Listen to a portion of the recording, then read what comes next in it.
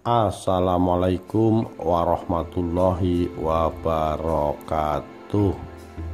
Rahayu Rahayu Sagung Dumadi. Kesaktian Ki Ageng Buana Keling. Keberadaan Ki Ageng Buana Keling ini dikuatkan dengan prasasti Jawa kuno yang diduga dibuat pada abad 15 yang menyebutkan bahwa Ki Ageng Buana Keling merupakan penguasa di daerah Wengker Kidul.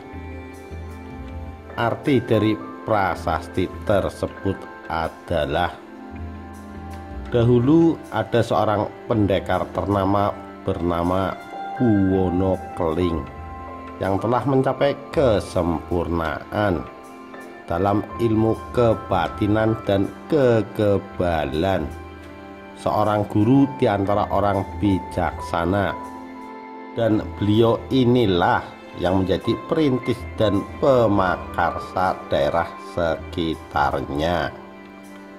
Ki Ageng Buwono Keling adalah saudara seperguruan Ki Tunggul Wulung, salah seorang kepercayaan Prabu Brawijaya V. Menjelang kemunduran kerajaan Majapahit di masa pemerintahan Prabu Brawijaya V yang menikah dengan putri dari Cina, Prabu Brawijaya V menyiapkan seseorang untuk berjaga-jaga bila huru-hara terjadi. Seseorang yang dipersiapkan tersebut ialah Ki Tunggul Wulung. Brawijaya V menyuruh Ki Tunggul Wulung untuk bersemedi di Gunung Lawu. Dalam kepercayaan pada masa itu, siapa saja penguasa Jawa yang menikahi putri Cina, dia akan mengalami kekalahan dalam segala hal. Di saat itulah agama Islam masuk ke tanah Jawa lewat daerah pesisir utara Pulau Jawa. Karena tidak ingin masuk Islam, ketiga saudara seperguruan Ki Tunggul Wulung, yaitu Ki Brayut, Ki Buwono Keling, dan Ki Tiyoso melarikan diri ke daerah selatan sesuai dengan petunjuk gurunya. Berjalanlah selama 40 hari, dan setelah mencapai tempat yang tinggi, lihatlah ke arah bawah. Bila kalian melihat tempat yang datar, tempat itulah yang dinamakan Alas Wengker Kidul. Sesampainya di Wengker Kidul, perjalanan mereka dibagi menjadi 3, yaitu Ki Buwono Keling lewat sebelah utara, Ki Tiyoso lewat pesisir selatan, dan Ki Brayut lewat tengah hutan. Majapahit benar-benar mengalami huru-hara besar, dan Ki Tunggul Wulung tidak bisa memadamkan huru-hara tersebut. Ki Tunggul Wulung memutuskan untuk mencari ketiga saudara seperguruannya dengan meminta bantuan petunjuk dari sang guru. Namun sang guru dalam keadaan kritis. Setelah peristiwa tersebut, Ki Tunggul Wulung mencari ketiga saudaranya dan sampailah di tempat yang dinamakan Astono Gentong. Dari situ ia melihat gunung yang berjajar 4, Gunung Limo, tetapi tidak terlihat sebagai 5 gunung bila dilihat dari Astono Gentong.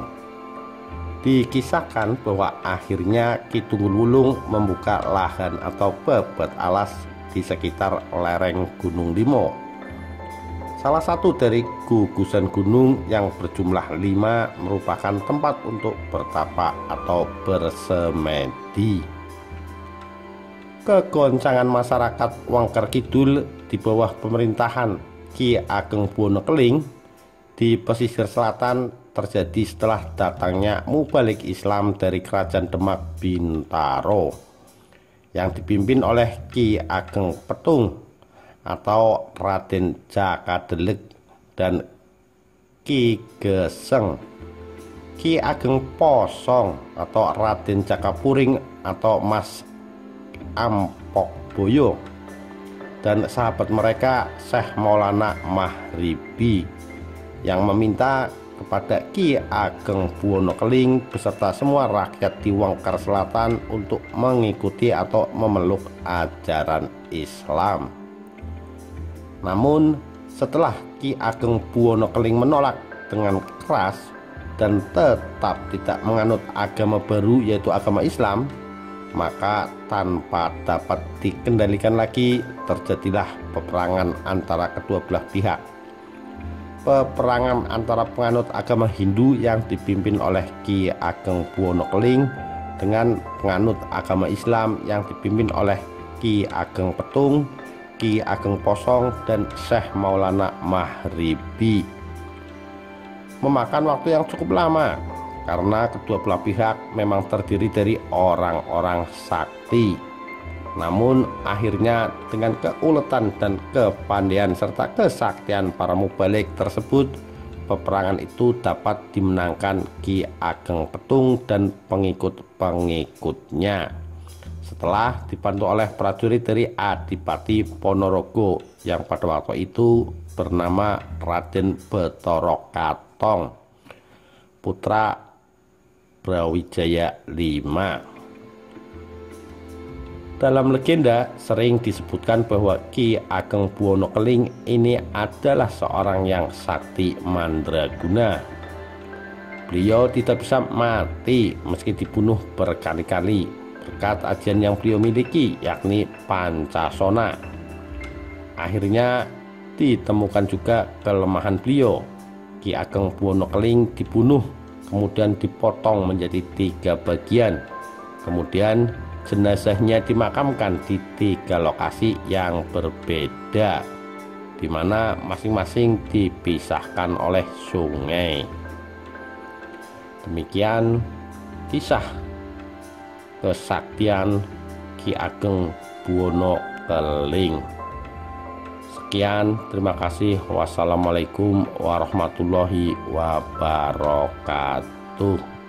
Rahayu, Rahayu Sagung Dumadi.